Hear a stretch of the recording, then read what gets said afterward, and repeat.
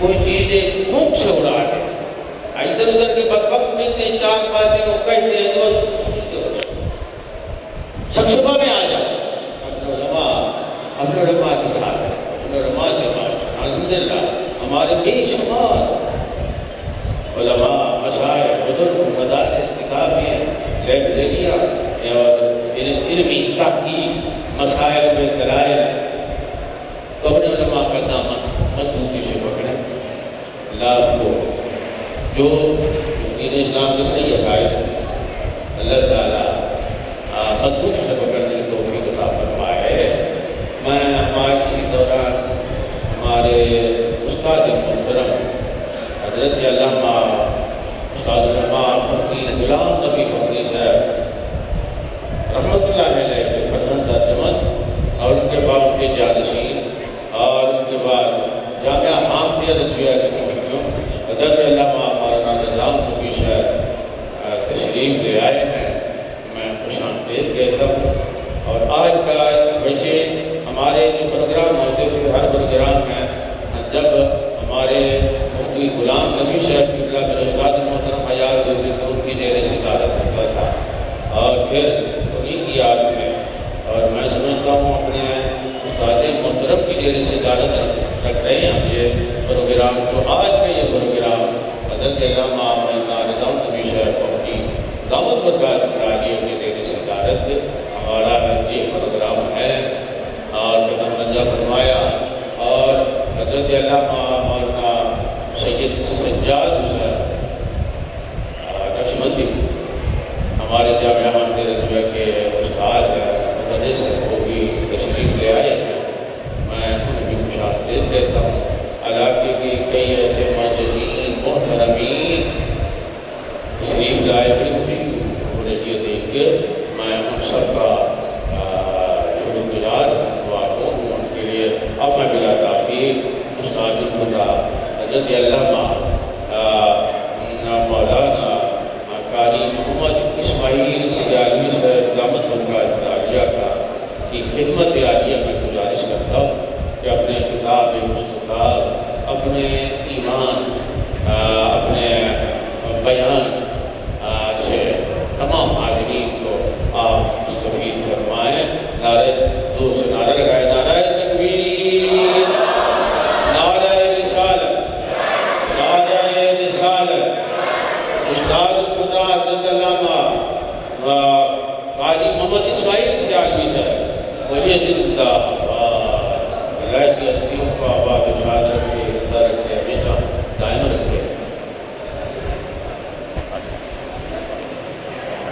الحمدللہ الحمدللہ الحمدللہ نحمده ونستعینه ونستغفره ونؤمن به ونتوکل علیه ونعوذ باللہ من شرور انفسنا ومن سیئات اعمالنا.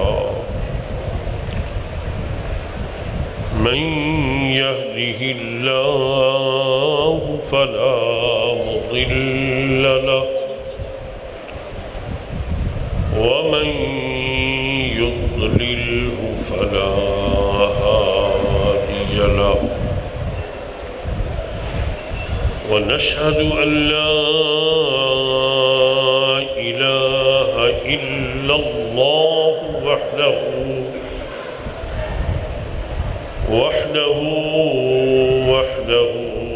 لا شريك له. ونشهد أن سيدنا ونبينا ومولانا وملجأنا ومأوانا محمد صلى الله عليه وعلى آله وأصحابه وبارك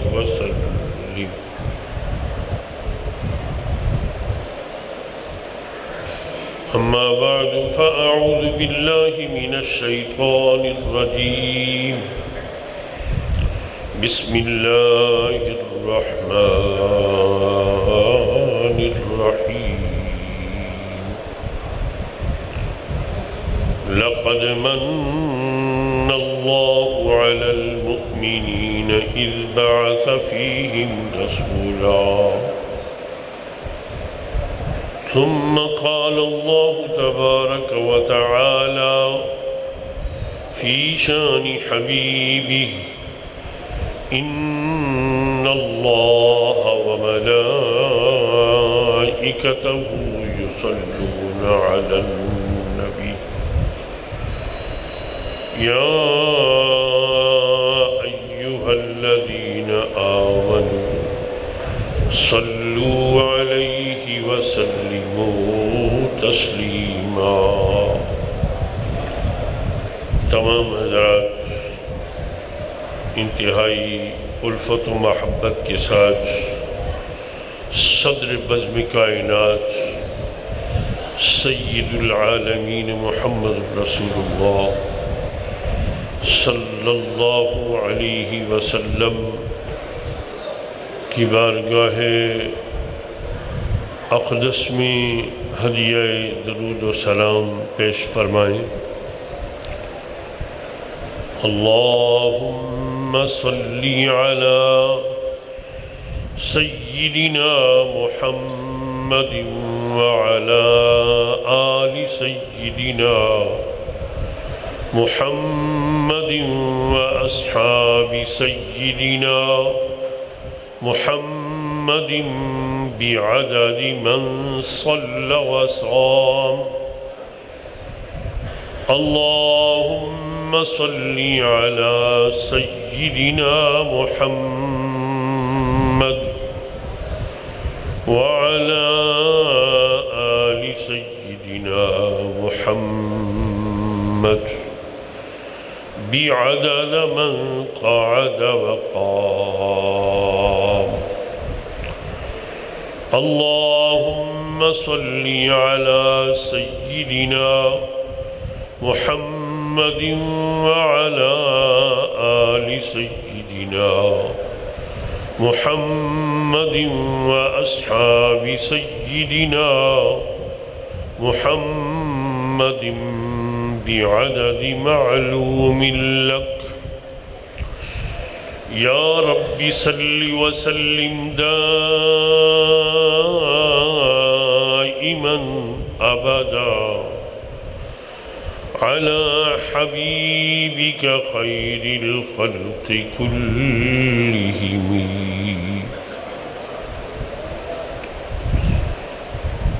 حضرت قبلہ واجب التکریم والتعظیم علامہ فاروق احمد صاحب شیخ الحدیث جامعہ حمدیہ رضویہ اور دیگر علماء کرام، اساتذہ اور قرآء کرام اور میرے محترم سامعین، آج میرے خیال میں 27 ربیع الاول شریف ہے اور یہ پورا مہینہ علماء کرام سرکار دو جہاں شفیع آسیاں سرور عالمیہ صلی اللہ علیہ وسلم کے اوصاف و کمالات پر اپنے اپنے خیالات کا اظہار فرماتے رہے ہیں اور تقریباً آقا دو جہاں صلی اللہ علیہ وسلم کی سیرت مبارکہ کے کثیر پہلو آپ سماعت فرما چکے ہیں۔ میں علماء کرام کے جوڑوں کا خادم ہوں. آپ دعا فرمائیں اللہ تعالی میری مدد فرمائے اور کچھ باتیں میں آپ حضرات کی خدمت میں عرض کر سکوں.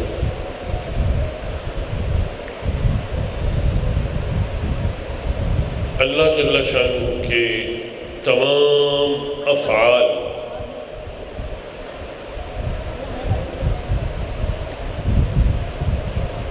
ایسی ہیں کہ مخلوق کے پاس اس کا کوئی جواب نہیں ہے. آپ صرف یہ جو آنکھ کے اوپر ایک چھوٹا سا پردہ ہے اس کو آپ دیکھ لیں. یہ بھی اللہ کی تخلیق ہے. آنکھ بڑی نازک ہے اور اگر یہ پردہ رب ذوالجلال پیدا نہ فرماتا تو ہو سکتا ہے کہ ہم اپنی آنکھ کو 1 سال بھی سلامت نہ رکھ سکتے. یہ اللہ جل شانہ کا بہت بڑا احسان ہے. یہ آنکھ کے اوپر جو پردہ ہے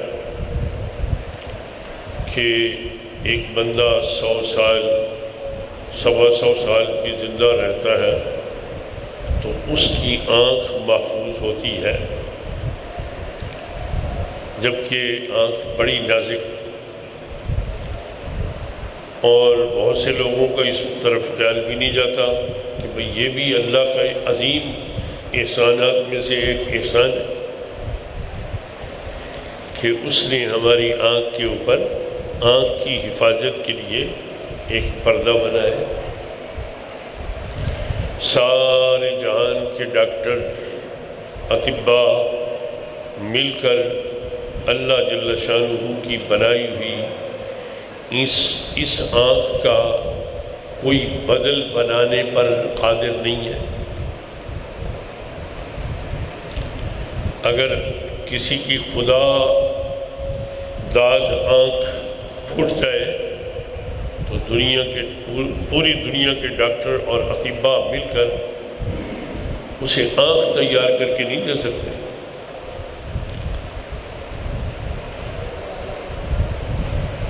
مکانات سارا جہان بنا رہا ہے، روز بنتے ہیں ٹوٹتے ہیں، بے شمار ڈیزائنوں کے مکانات ہیں. اللہ نے بھی ایک مکان بنا کے دیا ہے ہمیں، آسمان، لیکن جیسا مکان اللہ نے بنا کے دیا ہے ویسا مکان کوئی نہیں بنا سکتا.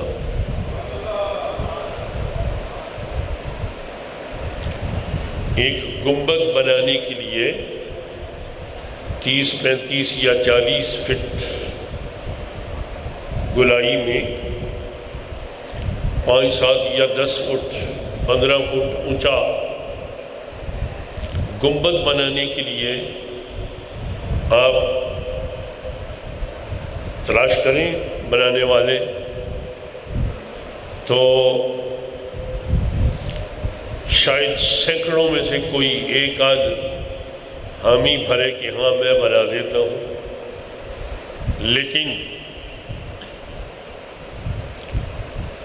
وہ اس طرح کا گنبد نہیں بنا سکتا جس طرح کا گنبد اللہ نے بنا کے دیا ہو.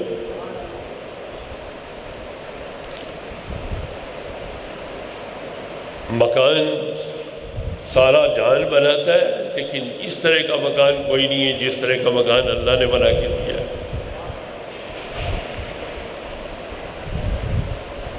اور پھر سارے جہان کے لوگ محتاج ہیں مٹیریل کے کہ وہ مٹیریل ہو جس سے وہ چیز بنانی ہے. جب وہ ہوگا تب بنائیں گے، نہیں تو نہیں بنا سکتے. اور اللہ تعالیٰ مٹیریل کے محتاج نہیں ہے. یہ زمین جو ہے اس کا کیا مٹیریل ہے معلوم ہے کسی کو؟ کس چیز سے بنائی گئی یہ زمین؟ سبحان اللہ و بحمدہ سبحان اللہ العظیم۔ ہمارے سامنے ہماری آنکھیں بتاتی ہیں کہ یہ ایک مٹی کا ذرہ ہے، اور ہماری معلومات بس اتنی ہی ہے کہ وہ ایک مٹی کا ذرہ ہے، اس سے آگے ہماری کوئی معلومات نہیں۔ قربان جائیں اس مالک لم یزل کی عظمتوں کے، اس نے ایک مٹی کے ذرے کے اندر کیا کیا طاقتیں سمو دی ہیں، یہ وہی جانتا ہے۔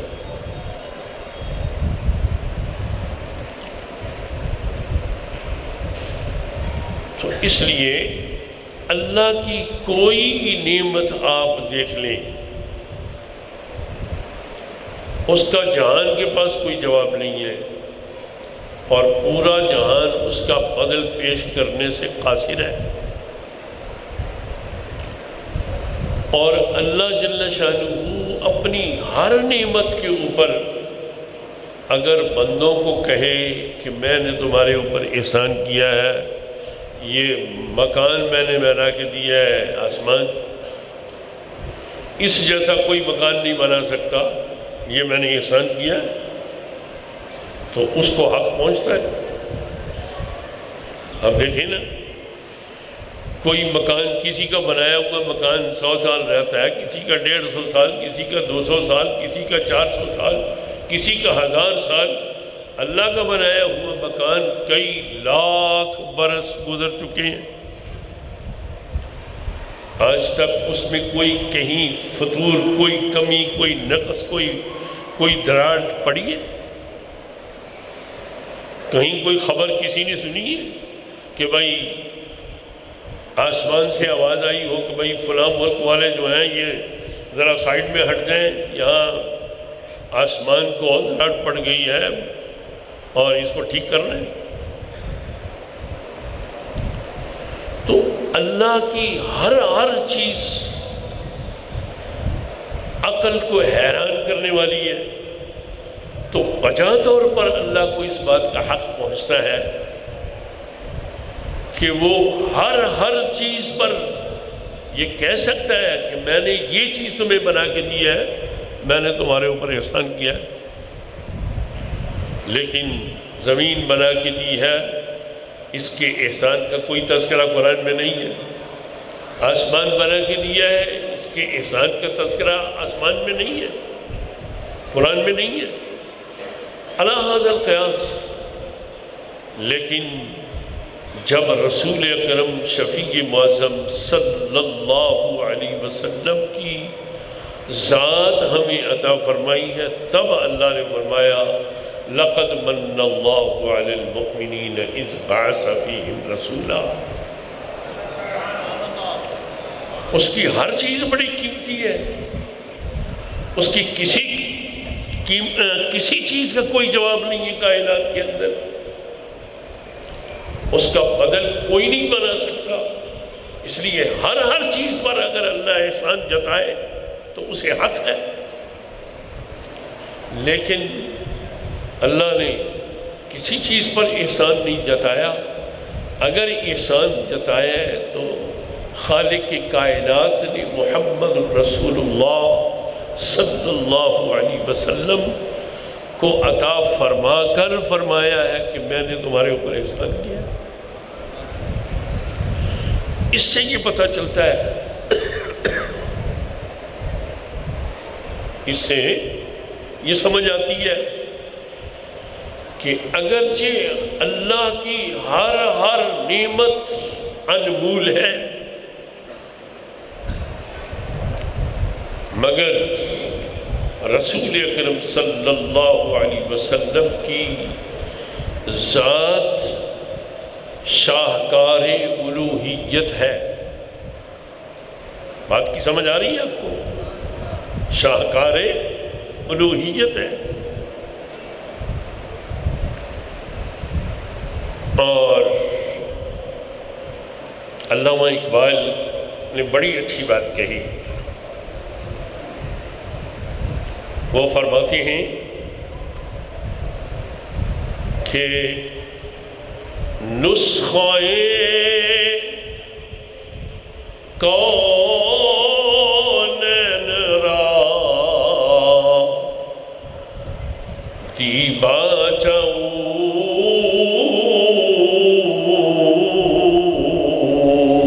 اوست،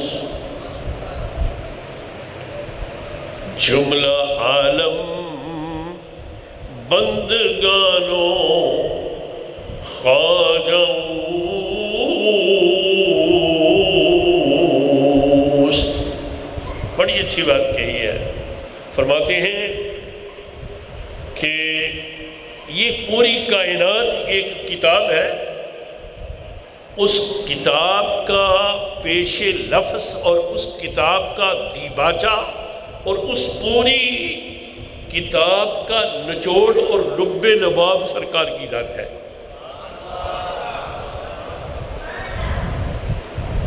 جی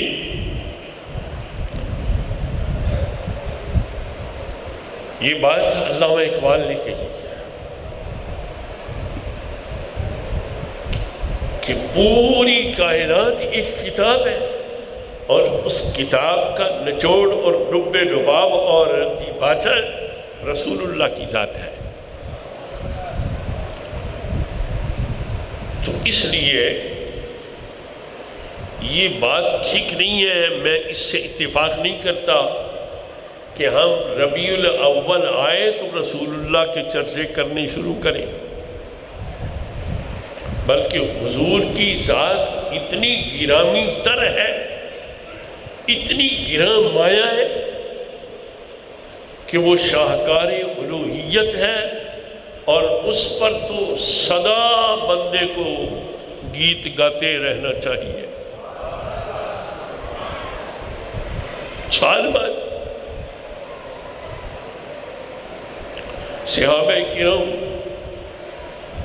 رضوان اللہ علیہم اجمعین کی ہر محفل جہاں کہیں 2 4 6 10 صحابہ بیٹھتے، وہ محفل میلاد ہوتی تھی. اس میں سرکار کا ذکر ہوتا تھا، اللہ کا ذکر ہوتا تھا. اور یہ بات یاد رکھو، ہمارے اندر یہ بہت بڑی خامی ہے. اس کو جو حضرات میری بات سماعت فرما رہے ہیں، اس خامی کو آج سے عزم کریں کہ ہم اس کو دور کریں گے. حضور کا فرمان ہے، جس مجلس میں، جس محفل میں اللہ کا نام نہ لیا جائے اور میرے اوپر درود نہ پڑھا جائے، وہ محفل قیامت کے دن ان لوگوں کے لیے وبال جان ہوگی جن لوگوں نے محفل تو سجائی ہے لیکن نہ اللہ کا ذکر کیا ہے نہ میرے اوپر درود پڑھا ہے. صحابہ کرام وہ 12 مہینے کے 11 مہینے کے بعد ربیع الاول میں سرکار کا میلاد نہیں، بلکہ وہ ہر محفل میں سرکار کی آمد پر اللہ کا شکر ادا کرتے ہیں. تو ہمیں ان کے پیچھے چلنا چاہیے، کیونکہ ہمارے رب نے جو سب سے پہلا خطاب کیا ہے سرکار کے واسطے سے، وہ صحابہ کرام. اور صحابہ کرام حضور نے فرمایا، اکرموا اصحابی فانہم خیارکم، میرے صحابہ کا احترام کرو، وہ تمہارے لیے واجب التکریم ہے. ان کا احترام کیوں کیا کرو؟ اس لیے کہ وہ تمہارے بڑے اچھے لوگ ہیں. صحابہ کرام نے کیا سنا ہے؟ ہم گیت سنتے ہیں، نہیں ہم دوڑے سنتے ہیں، ہم ٹوٹکے سنتے ہیں، ہم چٹکلے سنتے ہیں. صحابہ کرام نے اللہ کے محبوب سے اللہ کا کلام سنا ہے، تو اللہ کے محبوب کی زبان سے ہی اللہ کے کلام کی تشریحات و توضیحات حدیث کی شکل میں سنی ہے. بس انہوں نے دوڑے نہیں سنے. چٹکلے نہیں سنے، لطیفے نہیں سنے انہوں نے، تو جنہوں نے ہمیشہ اللہ کا کلام سنا ہے، جن کے کانوں نے اور اللہ کے کلام کی تشریحات حدیث کی شکل میں سنی ہے، جی وہ کان کتنے مقدس اور کتنے مبارک ہیں۔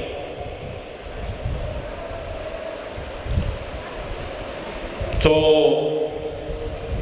اس بات کی روشنی میں ہمیں کیا کرنا چاہیے؟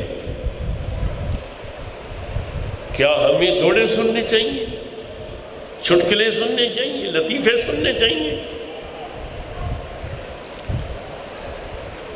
ہمیں وہ راستہ اپنانا چاہیے جو صحابہ کرام نے اپنایا۔ سرکار نے فرمایا اکرموا اصحابی فإنہم خیارکم، میرے صحابہ کی تعظیم کیا کرو، وہ تمہارے بڑے اچھے لوگ ہیں، اس لیے کہ انہوں نے اعضاء سے وہی کام لیے ہیں جن کاموں کے لیے ان کے وہ اعضاء اللہ نے بنائے تھے۔ بات کی سمجھ آ رہی ہے؟ اللہ کے شکر کی کئی صورتیں ہیں۔ ایک صورت تو یہ ہے کہ ہم زبان سے کہیں الحمدللہ الحمدللہ الحمدللہ، یہ اللہ کا شکر ہے، لیکن اس سے بہتر شکر یہ ہے کہ اللہ نے ہاتھ دیے ہیں جن کاموں کے لیے، ہاتھ صرف انہی کاموں میں استعمال کیے جائے۔ اللہ نے زبان دی ہے جس کام کے لیے، زبان صرف انہی کلمات کے لیے استعمال کی جائے۔ اللہ جل شانہ نے کان جس کلام کو سننے کے لیے دیے ہیں، صرف کانوں سے وہی کلام سنا جائے۔ اللہ جل شانہ نے جس مقصد کے لیے پاؤں دیے ہیں، صرف ان پاؤں سے وہی کام لیا جائے، اور صحابہ کرام یہی کرتے تھے۔ اس لیے صحابہ کرام جیسا اس نیلی فلک کے نیچے انبیاء کے بعد اور کوئی نہیں ہے۔ جو شان سرکار کے صحابہ کی ہے وہ کسی اور نبی کے صحابہ کی نہیں ہے۔ اور سرکار نے فرمایا جو اس کائنات کا لب لباب ہے، جو اصل کائنات ہے، انہوں نے یہ بات ارشاد فرمائی اکرموا اصحابی فإنہم خیارکم۔ اور آج صحابہ کرام کے بارے میں بھی بڑی لمبی لمبی زبانیں نکلی ہوئی ہیں، اور لوگ سن لیتے ہیں۔ یہ بھی سرکار کا فرمان ہے کہ جس محفل میں میرے صحابہ کو برا کہا جائے، یا تو اس کو روک دو، اور نہیں روک سکتے تو اس محفل سے اٹھ کے چلے جاؤ۔ یہ بات آپ کو یاد رہے گی۔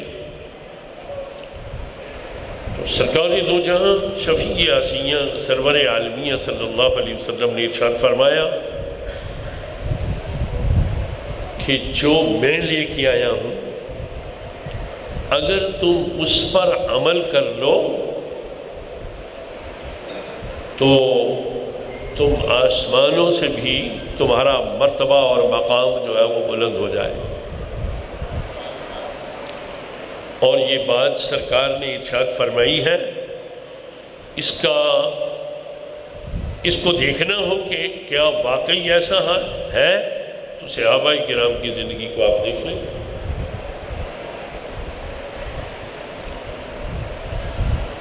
تو میرے محترم بھائیوں، حضور سرور کائنات فخر موجودات صلی اللہ علیہ وسلم اللہ کی بہت بڑی نعمت ہے، اور انہیں اللہ تعالیٰ نے اپنا آخری پیغام ہدایت عطا فرما کر دنیا میں مبعوث فرمایا۔ اور نبی اکرم صلی اللہ علیہ وسلم وہ سارے کمالات حضور کی ذات میں موجود ہیں جو سابقہ انبیاء کرام 1,24,000 انبیاء میں کسی میں 2 وصف، کسی میں 4، کسی میں 8، کسی میں 10، لیکن وہ سارے اوصاف کمال جو ہیں اور رسول اکرم صلی اللہ علیہ وسلم کی ذات میں بدرجہ اتم پائے جاتے ہیں۔ آپ دیکھیں حضرت موسیٰ علیہ السلام کہ یہ معجزہ ہے کہ وہ بغل کے اندر اس طرح ہاتھ دے کے پھر اسے نکالتے تو ہاتھ روشن ہو جاتا، اندھیرا چھٹ جاتا، ماحول روشن ہو جاتا۔ اور یہ معجزہ اللہ جل شانہ نے سرکار کو بھی دیا ہے، لیکن سرکار کو یہ معجزہ موسیٰ علیہ السلام کے معجزے سے اعلیٰ دیا ہے۔ نبی کا ہاتھ، اس کے اندر نور ہے، خدا کی یاد کا نور ہے، جی اللہ کی صفات کا نور ہے، اس لیے اس کا روشن ہونا اتنا بعید از عقل نہیں ہے کہ رسول اکرم صلی اللہ علیہ وسلم کے پاس ایک شخص آیا، اس نے کہا یا رسول اللہ بہت اندھیرا ہو گیا ہے، میں اس اندھیرے میں گھر نہیں پہنچ سکوں گا، میرے لیے لائٹ کا انتظام فرمائیں آپ۔ تو حضور سرور کائنات صلی اللہ علیہ وسلم نے ایک چھڑی لے کر اسے ہاتھ مبارک میں لیا اور فرمایا یہ لے لو، یہ تمہارے لیے روشنی کا سامان ہے، جاؤ اس کی روشنی میں چلے جاؤ، اور وہ چھڑی پھر چمکنے لگی۔ تو ہاتھ کا چمکنا وہ نبی کا ہاتھ تھا، جی نبی کے ہاتھ میں نور ہے، نبی میں نورانیت ہے، اس کا چمکنا بھی ایک اپنی جگہ پر ایک بڑا معجزہ ہے، میں اور آپ نہیں یہ کر سکتے جی، لیکن رسول اکرم صلی اللہ علیہ وسلم کے چھڑی کو چمکا دینا یہ ہاتھ کے چمکانے سے اولا ہے۔ اسی طرح حضرت عیسیٰ علیہ السلام آپ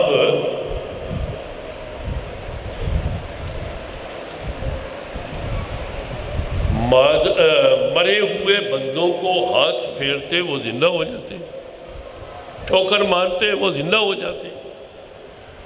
تو یہ حضرت عیسیٰ علیہ السلام کا معجزہ ہے،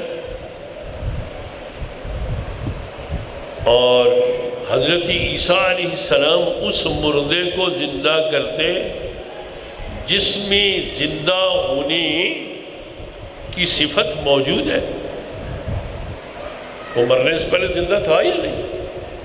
اس میں حیات برسوں رہ چکی ہے یا نہیں؟ اس کے اندر قوت لامسہ، قوت مدرکہ، قوت سامعہ، قوت باصرہ، یہ ساری صفات اس میں بہت برسوں رہ چکی ہے۔ تو عادتاً جو زندہ ہوتا ہے، جو زندہ رہتا ہے، اس کو مرے ہوئے کو حضرت عیسیٰ علیہ السلام نے زندہ کر دیا۔ لیکن قربان جائیں رسول اکرم صلی اللہ علیہ وسلم کے کہ حضور نے ایک کھجور کے خشک تنے کو زندہ فرمایا۔ اب بندے مرے ہوئے کو زندہ کرنا زیادہ بعید از عقل ہے، یا کھجور کا خشک تنا جو برسوں سے سوکھ چکا ہے، بوسیدہ ہو چکا ہے، اس کے اندر حیات پیدا کر کے، قوت مدرکہ پیدا کر کے اسے زندہ کرنا بعید از عقل ہے۔ تو حضور سرور کائنات صلی اللہ علیہ وسلم ایک لکڑی کے کھجور کے تنے کے ساتھ سہارا لے کر نماز فرمایا کرتے تھے۔ ایک شخص مسلمان ہوا، وہ لکڑی کا کام جانتا تھا، اس نے کہا یا رسول اللہ مجھے اجازت دیں تو میں آپ کے لیے ممبر بنا دوں؟ حضور نے فرمایا ٹھیک ہے بنا دوں۔ وہ ممبر بنا کے لے آیا۔ آقا دو جہاں صلی اللہ علیہ وسلم جمعے کے دن ممبر کے اوپر تشریف فرما ہوئے اور واز فرمایا حضور نے، اور دوران واز وہ کھجور کا تنا رونے لگا۔ علماء نے لکھا ہے کہ اس کے رونے کی آواز جو صحابہ نے سنی وہ اس طرح کی تھی کہ جیسے ایک اونٹنی کا بچہ مر جائے تو اونٹنی جس طرح کی ایک آواز نکال کر روتی ہے، اس طرح کے رونے کی آواز تھی اس کی۔ ساری مسجد کے نوازیوں نے، صحابہ نے سنا۔ وہ سرور دو جہاں صلی اللہ علیہ وسلم کی عظمتوں کے قربان جائے، حضور نے اس لکڑی کے روتے ہوئے تنے کی تسلی کے لیے، اس کو حوصلہ دینے کے لیے، اسے چپ کرانے کے لیے اپنا واز موقوف فرمایا اور اس لکڑی کے پاس تشریف لے گئے۔ پوچھا کہ کیوں روتی ہے؟ اس لکڑی نے کہا یا رسول اللہ، آپ جانے کائنات ہیں، اصل کائنات ہیں، آپ میرے ساتھ ٹیک لگایا کرتے تھے، اب مجھے آپ نے چھوڑ دیا ہے تو میں رو نہیں۔ سرور دو جہاں صلی اللہ علیہ وسلم نے اس لکڑی کو حوصلہ دیا اور فرمایا کہ میں تجھے چھوڑتا نہیں ہوں، میں تجھے جنت میں ساتھ لے کے جاؤں گا۔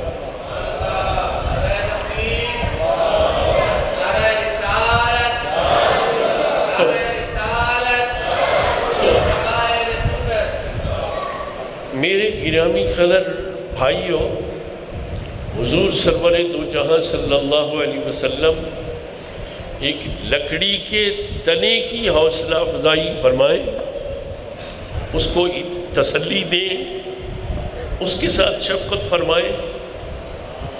یہ سرکار کی سنت ہمیں یاد ہونی چاہیے یا نہیں؟